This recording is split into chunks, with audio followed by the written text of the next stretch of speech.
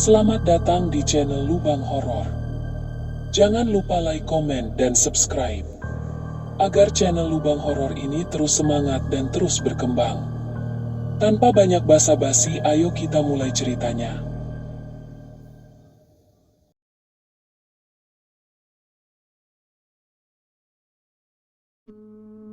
Di lereng gunung pengamun-amun yang diselimuti kabut abadi, tersembunyi sebuah desa bernama Legetang. Tak banyak yang tahu keberadaannya selain warga sekitar, sebab akses menuju dusun ini hanya berupa jalan setapak berlumpur, dikelilingi jurang curam dan hutan cemara yang rapat. Meski tampak terpencil, Legetang bukanlah desa yang sepi. Tawa-tawa, suara gamelan, dan sorakan kerap terdengar dari balai desa saat malam tiba, bukan karena pesta adat, melainkan karena judi dan hiburan liar yang menggantikan syair-syair doa. Warga Legetang dikenal ramah, namun menyimpan sisi lain yang kelam. Perdagangan hasil bumi hanya menjadi kedok, sebab sebagian rumah dijadikan tempat hiburan gelap yang ditutupi anyaman bambu dan lampu temaram. Para pendatang dari desa lain datang bukan untuk berdagang, tapi untuk menghilangkan lelah dengan cara yang tak pantas. Tetua-tetua yang dulu dihormati pun satu persatu memilih diam atau meninggalkan desa. Salah satu yang masih bertahan adalah Mbah Prawiro, pria tua berusia hampir 90 tahun yang dikenal sebagai penjaga nilai-nilai lama. Ia tinggal di gubuk bambu di pinggiran desa, menolak listrik dan segala bentuk kemajuan yang dibawa generasi baru. Dalam senyapnya, ia sering terlihat menancapkan dupa dan menaburkan bunga ke tanah, terutama saat bulan gelap menyelimuti gunung. Di sisi lain, ada Leman, seorang pemuda berpendidikan lulusan sekolah menengah di Wonosobo. Ia sering menertawakan kepercayaan kuno dan menyebut Mbah Prawiro sebagai penyembah mitos. Bagi Leman, keanehan desa ini hanyalah bualan orang tua. Ia percaya semua bisa dijelaskan secara ilmiah. Sikapnya yang keras kepala membuatnya dijauhi sebagian warga. Meski diam-diam, beberapa pemuda sering datang padanya untuk belajar membaca dan berhitung. Namun bukan hanya manusia yang membentuk wajah desa Legetang. Setiap malam, angin dari arah gunung membawa bau aneh, seperti belerang dan tanah basah yang bercampur dupa terbakar. Kadang, hewan ternak melenguh ketakutan tanpa sebab, dan bayi-bayi menangis bersamaan seperti diselimuti kekuatan yang tak kasat mata. Namun semua itu dianggap biasa. Warga telah terbiasa dengan pengingat-pengingat kecil dari alam.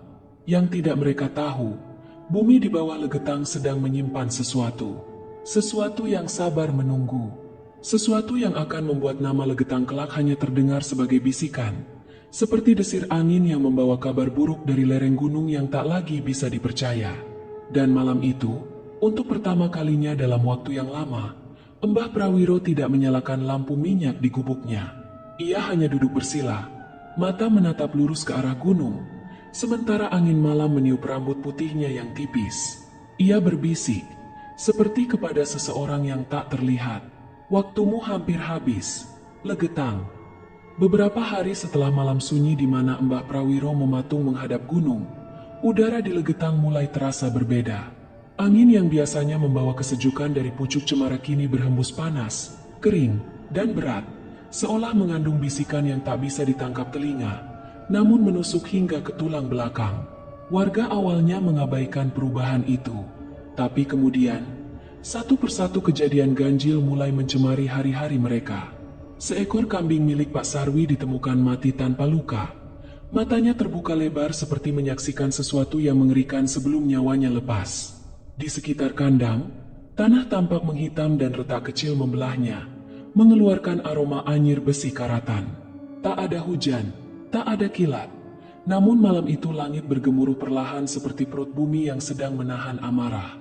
Di sudut dusun, seorang janda tua bernama Bukarti yang tinggal sendiri mulai mengigau. Ia berjalan telanjang kaki di malam hari sambil menggenggam kendi kosong, berkeliling desa sambil berucap, mereka sudah datang, bawa kendi kosong, bawa pulang nyawa." Tatapannya kosong, namun bibirnya tersenyum lebar, senyum yang tidak semestinya dimiliki seorang manusia. Pada malam berikutnya, anak-anak kecil di desa mulai menangis saat tidur, dan esoknya menceritakan mimpi yang serupa. Sebuah prosesi orang-orang berpakaian putih lusuh, wajah mereka ditutupi rambut panjang basah, berjalan perlahan meninggalkan desa ke arah gunung. Tak ada suara, hanya derap langkah tanpa irama.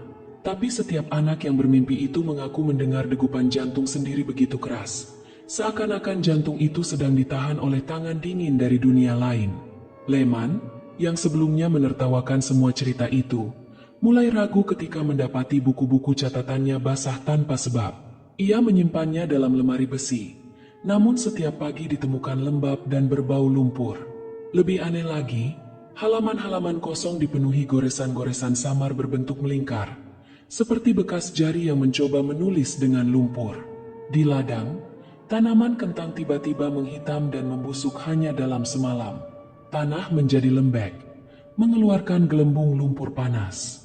Bahkan beberapa petani mengaku mendengar suara tangisan dari dalam bumi saat mereka mencangkul terlalu dalam. Bukan tangisan bayi, melainkan seperti jeritan samar puluhan orang yang ditahan di kedalaman, penuh penderitaan dan dendam. Mbah Prawiro, yang selama ini hanya mengamati dalam diam, akhirnya muncul di tengah warga yang mulai resah. Ia memungut segenggam tanah dari pematang sawah dan menciumnya perlahan. Dengan wajah pucat ia hanya berkata, "Tanah ini tidak menerima kita lagi. Dia ingin memuntahkan kita keluar, atau menelan kita hidup-hidup." Warga menatap satu sama lain dalam ketakutan. Sebagian mulai menggelar doa bersama. Sebagian lainnya memilih untuk meninggalkan desa secara diam-diam. Namun sebagian besar tetap tinggal, percaya bahwa semua hanyalah kebetulan, bahwa bumi kadang retak, binatang kadang mati, dan mimpi buruk hanyalah permainan otak. Tapi bumi tidak bermain. Ia hanya bersabar.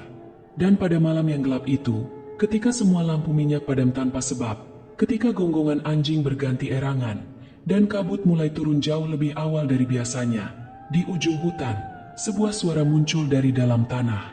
Pelan, dalam, dan menyerupai tawa. Tawa yang bukan milik manusia. Malam itu turun hujan seperti pertumpahan langit, menimpa genting-genting rumah Legetang dengan dentuman tak henti. Suara rintik berubah menjadi gemuruh hebat, menelusup lewat celah kayu hingga menggetarkan jantung setiap orang. Awan hitam menutupi langit sepenuhnya.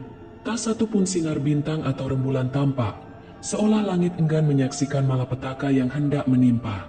Tiba-tiba, getaran halus menyusup ke tanah di bawah kaki warga. Awalnya terasa seperti kuda berlari jauh di kejauhan, kemudian berubah menjadi guncangan hebat yang membuat pintu-pintu rumah berderit, jendela bergetar, dan lampu minyak berkelip putus.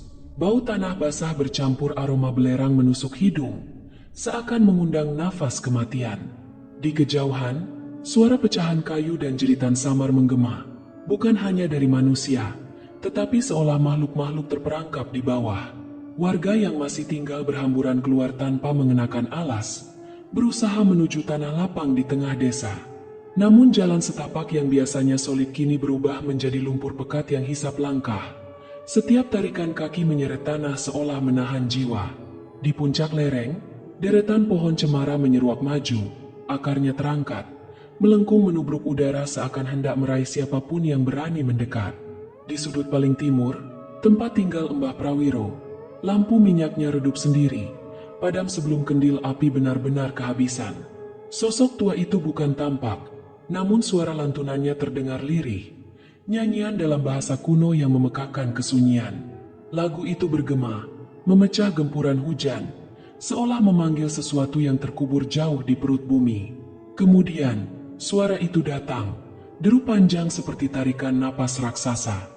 Tanah di muka desa retak membelah, celah hitam menganga, menelan genangan air, lumpur, dan segala bentuk kehidupan di permukaan.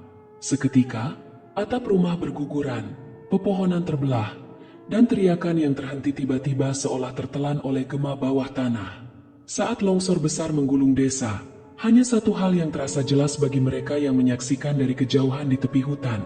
Cahaya kilat menari di awan, menyingkap tanah merayap turun menutupi Legetang. Semua suara padam, hanya dentuman petir mengakhiri malam itu, lalu mati, meninggalkan kesunyian yang lebih menakutkan daripada amukan alam apapun. Fajar menyingsing dengan kesunyian yang ganjil. Tak ada kokok ayam, tak ada suara anak kecil berlarian, tak ada tanda kehidupan dari arah Legetang. Langit berwarna kelabu kusam, seolah belum sempat mencuci darah semalam dari cakrawala. Kabut tebal menggantung di atas lereng gunung pengamun-amun, menutupi batas pandang dan menahan sinar matahari di balik kelam yang menggantung. Warga Pekasiran, desa terdekat yang berada di dataran lebih tinggi, mulai bergerak, penasaran sekaligus khawatir. Beberapa dari mereka bermaksud menuju pasar, beberapa lain hendak memeriksa ladang. Namun ketika mereka mendekati titik tempat desa Legetang seharusnya berada, langkah mereka terhenti bersamaan. Tak ada desa. Yang tersisa hanyalah padang lumpur luas, tertutup tanah basah setinggi 2 meter yang membentang sejauh mata memandang. Tak satu pun rumah tampak berdiri. Tak ada pagar bambu, tak ada suara anak-anak, tak ada asap dapur. Yang ada hanyalah atap-atap rumah yang menyembul setengah tertelan bumi. Genteng pecah berserakan seperti pecahan kepala boneka yang tak sempat diselamatkan. Seorang lelaki tua yang ikut ke lokasi menjatuhkan capingnya. Ia menggigil. Ini bukan longsor biasa, bisiknya. Ini seperti dikubur hidup-hidup. Tak satu pun burung terbang di atas tempat itu. Tanah yang menelan Legetang memancarkan aroma busuk bercampur belerang, menguar perlahan seperti napas raksasa yang baru kenyang memangsa ratusan jiwa. Udara begitu berat, setiap hembusan seperti menelan abu orang mati. Di beberapa titik, tanah tampak bergerak perlahan, seperti perut makhluk besar yang sedang mencerna. Beberapa warga mencoba turun, berharap bisa mendengar teriakan minta tolong, berharap masih ada nyawa yang bisa diselamatkan. Namun yang mereka temukan justru sesuatu yang membuat bulu kuduk berdiri. Sehelai kain kafan tergeletak di atas lumpur, basah kuyup, dan di tengah-tengahnya terdapat bercak darah yang belum kering sepenuhnya. Tidak ada pemiliknya, tidak ada luka, hanya kafan dan darah. Suasana menjadi semakin janggal ketika salah seorang pemuda, Rano, yang ikut menelusuri area longsoran, melihat sesuatu di balik semak, sebuah boneka kayu kecil, bertuliskan huruf pegon yang telah luntur. Saat diangkat, boneka itu basah oleh lumpur dan darah yang mengalir dari dalam kayunya sendiri. Seketika Rano mematung, matanya membelalak, dan tangannya gemetar. Dia menatapku. Katanya pelan, boneka ini hidup. Mereka memutuskan mundur. Warga tak berani lagi mendekat. Mereka sadar, tempat itu bukan lagi sebuah desa. Ia telah berubah menjadi liang kubur raksasa yang menyimpan lebih dari jasad. Ia menyimpan sesuatu yang tak kasat mata, sesuatu yang masih terjaga di balik timbunan tanah. Dan ketika angin lewat, membawa bisikan lirih dari arah bekas desa itu, suara yang terdengar bukanlah rintihan manusia, tapi derai tawa pelan, samar, seperti seorang ibu yang membujuk anaknya untuk tidur selamanya. Hari-hari berikutnya diliputi suasana duka dan keheningan yang mencekik. Tim relawan dari desa-desa sekitar berdatangan, membawa cangkul, linggis, dan harapan yang kian menipis. Mereka menggali bukan hanya untuk mencari jasad, tapi juga untuk menemukan makna dari kehilangan yang begitu mendadak, begitu mutlak. Namun tanah itu tidak biasa. Setiap kali mereka mencangkul, lumpur seperti menutup kembali dengan sendirinya, seolah menolak dibuka. Bau anyir semakin kuat setiap meter digali, disertai hawa dingin yang menggigit tulang meski matahari sudah tinggi. Bahkan anjing pelacak yang dibawa dari kota tak mau mendekat. Mereka hanya meringkuk, menggeram ke arah bekas desa, ekornya di antara kaki. Mata mereka memandang sesuatu yang tak bisa dilihat manusia. Hari ketiga, seorang relawan muda bernama Sarpin menemukan tubuh pertama.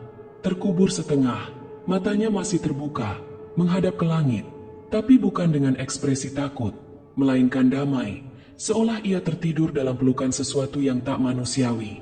Tubuhnya utuh, tak tergencet reruntuhan, bahkan bajunya bersih, tak ada lumpur atau darah, seolah ia hanya rebah, menunggu untuk ditemukan. Yang mengejutkan, di sekeliling jenazah, tanah membentuk pola lingkaran sempurna, seperti bekas upacara atau ritual. Di tengah pola itu tertancap sebuah tusuk konde perak, benda yang dikenali oleh salah satu warga sebagai milik Embok Sulastri, bidan kampung yang dikenal suka bermain ilmu demi kekayaan. Anehnya, jenazah perempuan itu tidak ditemukan. Hanya konde dan bercak tanah basah yang berbentuk tubuh. Semakin banyak yang digali, semakin banyak keanehan muncul. 3 jenazah ditemukan berpegangan tangan erat, seolah membentuk barisan. Di leher salah satu dari mereka terikat benang merah yang berbau kemenyan, dan matanya masih basah, tapi bukan oleh air mata, melainkan cairan bening kental seperti getah. Seorang relawan tua, Pak Tarmo, jatuh pingsan setelah menggali sebuah peti kecil dari bawah tanah. Peti itu tampak baru, tidak basah sama sekali, dan saat dibuka, hanya ada satu benda di dalamnya, cermin kecil retak, dan pada cerminnya terpantul bayangan bukan orang yang memandangnya, tapi sesosok perempuan berjubah putih, tersenyum sambil menyeka darah dari sudut bibirnya. Setelah kejadian itu, penggalian dihentikan. Warga mulai percaya bahwa Legetang tidak hanya terkubur oleh longsor, tapi juga oleh sesuatu yang lebih dalam, kutukan, azab, atau janji gaib yang ditepati. Beberapa malam kemudian, tanah bekas penggalian mengeluarkan suara lirih, suara gamelan dari dasar bumi, diiringi nyanyian sinden tua dengan lirik tak dimengerti siapapun. Beberapa saksi mengaku melihat bayangan-bayangan berkerudung putih berdiri di atas lumpur, saling menatap, lalu menghilang bersama kabut sebelum subuh. Dan yang paling menyesakan, setiap orang yang terlibat dalam penggalian mulai mengalami mimpi serupa. Mereka semua melihat Legetang, utuh, bercahaya emas, penuh tawa dan nyanyian. Namun saat mereka masuk ke dalam desa dalam mimpi itu, tidak ada yang bisa keluar. Seminggu berlalu sejak Legetang hilang dari peta, tapi bayangannya tetap menggantung di benak banyak orang, seperti kabut pekat yang menolak menguap. Meski upaya penggalian telah dihentikan, dan para relawan telah pulang, malam-malam di Pekasiran dan desa-desa sekitar tak lagi tenang. Hawa dingin datang lebih cepat, lampu-lampu minyak berkerlap-kerlip tak wajar, dan suara gamelan halus kadang terdengar dari arah bukit. Meski tak ada siapapun yang berani mencarinya, desas-desus mulai merambat seperti jamur di dinding rumah yang lembab. Warga berbisik bahwa Legetang bukan sekadar tertelan bumi, tapi dimusnahkan, dicabut dari dunia ini oleh kekuatan yang tak bisa dilihat atau dilawan. Banyak yang mulai mengaitkan tragedi itu dengan kehidupan warga Legetang yang lama disebut laknat karena maksiat yang membusuk diam-diam di bawah senyum warga. Judi, perzinahan, pemujaan, dan pesta malam hari yang tak pernah disetujui langit. Kisah-kisah lama mulai diungkit kembali, tentang seorang perempuan tua berpakaian hitam yang pernah datang ke Legetang 2 bulan sebelum longsor. Wajahnya tak pernah terlihat jelas, tapi suaranya dingin seperti air sumur di tengah malam.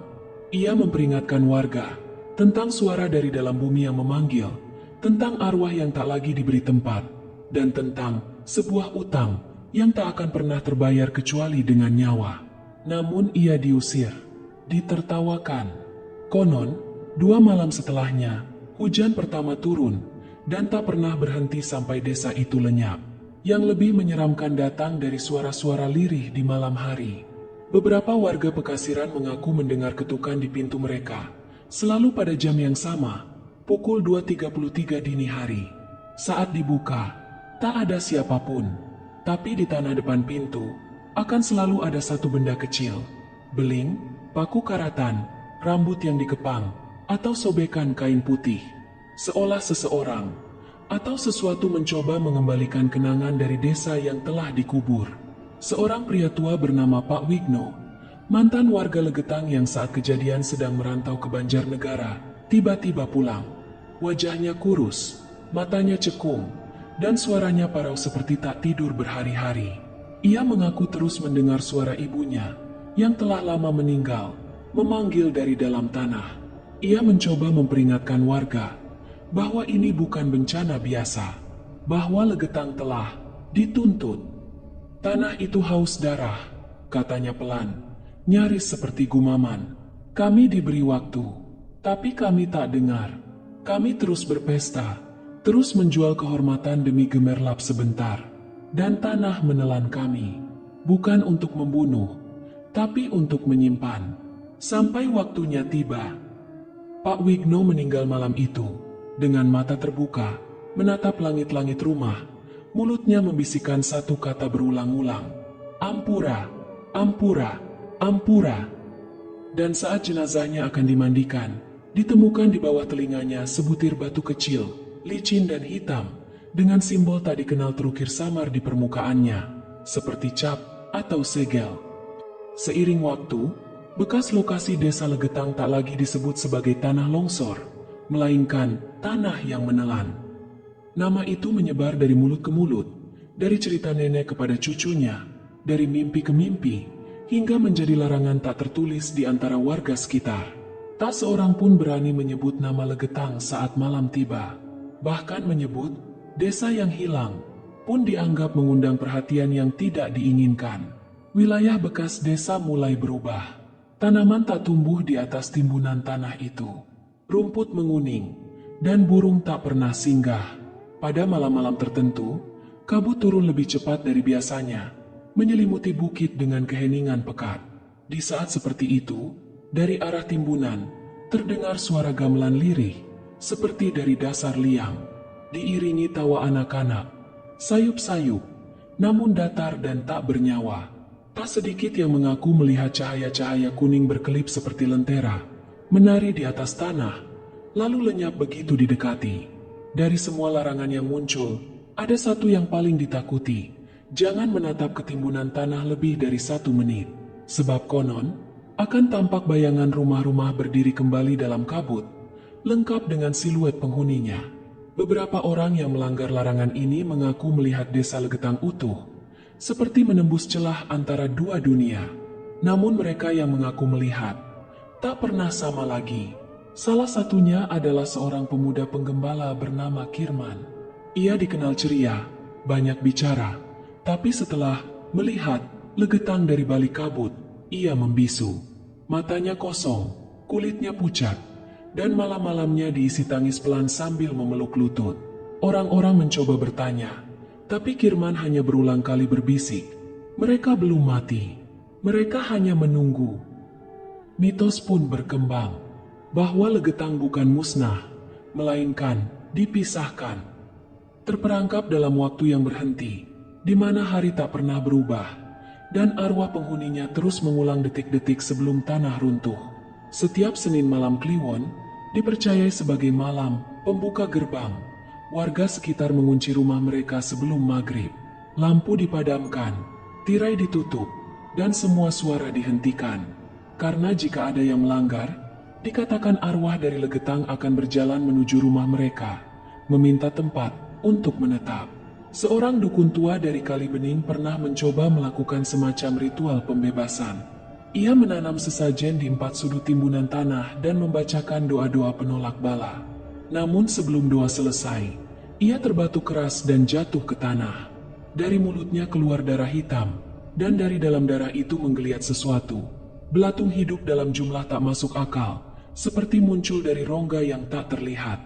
Ia tewas malam itu juga, dan tubuhnya membusuk dalam hitungan jam, meninggalkan aroma anyir yang tak pernah hilang dari tempat kejadian. Sejak malam itu, seluruh bukit ditabalkan sebagai tempat terlarang. Pemerintah lokal hanya menempatkan prasasti kecil, bertuliskan, di sini pernah berdiri desa Legetang. Lenyap, bukan karena alam semata, tanpa keterangan lebih lanjut, tanpa nama korban. Namun setiap tahun, pada tanggal yang sama dengan hari longsor, warga sekitar mengaku mimpi serupa.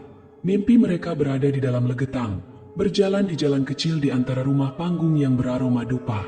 Di ujung desa, ada panggung sederhana, dan seorang sinden menyanyi sambil menangis. Namun ketika mereka mencoba mendekat, suara tanah retak menggema dari langit, dan mereka semua terbangun dengan tanah di telapak kaki. Puluhan tahun telah berlalu sejak desa Legetang ditelan bumi, namun kisahnya tak pernah benar-benar terkubur. Di antara kabut tipis yang turun hampir setiap sore di dataran tinggi Dieng, bisikan tentang desa yang dipisahkan dari dunia masih hidup, bukan dalam buku sejarah, melainkan dalam nyanyian rakyat, mimpi-mimpi ganjil, dan suara-suara lirih yang terdengar saat angin berhembus pelan dari arah timbunan tanah. Pemerintah memang mencatat peristiwa itu sebagai bencana alam, tanah longsor akibat hujan lebat yang tak berhenti. Tak ada penjelasan lebih lanjut, tak ada penelitian lanjutan. Namun masyarakat lokal, terutama mereka yang tinggal di radius 3 km dari lokasi bekas desa, menyimpan ingatan yang lebih kelam, ingatan yang mereka wariskan dalam cerita sebelum tidur, bukan untuk menghibur, melainkan untuk memperingatkan. Salah satu warisan paling menyeramkan adalah tradisi jaga sunyi. Setiap malam pertama bulan Sura, warga sekitar bergiliran berjaga di depan rumah dalam keheningan mutlak, bukan untuk mengusir pencuri, melainkan agar tidak menjadi pengganti. Jika tak ada satupun jiwa yang berjaga, Legetang akan memanggil satu nama dari desa tetangga, dan orang itu akan menghilang dalam tidur, tanpa jejak, tanpa suara, seperti ditarik masuk ke dunia yang terkubur. Seorang peneliti spiritual dari Yogyakarta, yang datang pada awal 2000-an untuk menelusuri anomali geomagnetik di kawasan Legetang, menghilang selama 2 hari penuh. Saat ditemukan, ia duduk di antara semak liar di pinggiran timbunan tanah, menatap kosong ke angkasa, tubuhnya basah kuyup meski cuaca cerah. Ia hanya berkata satu kalimat sebelum dilarikan ke rumah sakit jiwa. Desanya masih ada, tapi waktunya tak bergerak. Dan ada pula kisah dari seorang pendaki yang menyelinap naik ke bekas lokasi Legetang saat malam, menantang larangan adat. Ia menyalakan rokok dan tertawa-tawa, menganggap semua mitos itu karangan orang kampung. Namun ketika pagi datang, ia ditemukan tak sadarkan diri, tergeletak di atas tanah yang hangat, meski suhu Dieng saat itu mencapai 10 derajat Celcius. Di sekujur tubuhnya, ada bekas tangan, kecil, kurus, seperti milik anak-anak. 5 jari di setiap sisi, mencengkeram erat, seolah mencoba menahan atau menyeret. Yang paling mengerikan bukanlah penampakan, atau suara-suara dari balik kabut, melainkan kesadaran bahwa Legetang mungkin belum selesai. Bahwa apa yang terjadi bukanlah akhir, melainkan awal dari sesuatu yang lebih besar, lebih sunyi, lebih dalam dari sekadar tanah longsor. Bahwa desa itu, dengan segala dosa dan rahasianya, kini menjadi semacam simpul antara dunia yang kita kenal dan dunia yang menolak untuk dilupakan. Kini, para orang tua selalu berpesan, jangan hidup seperti mereka di Legetang, terang di luar, busuk di dalam.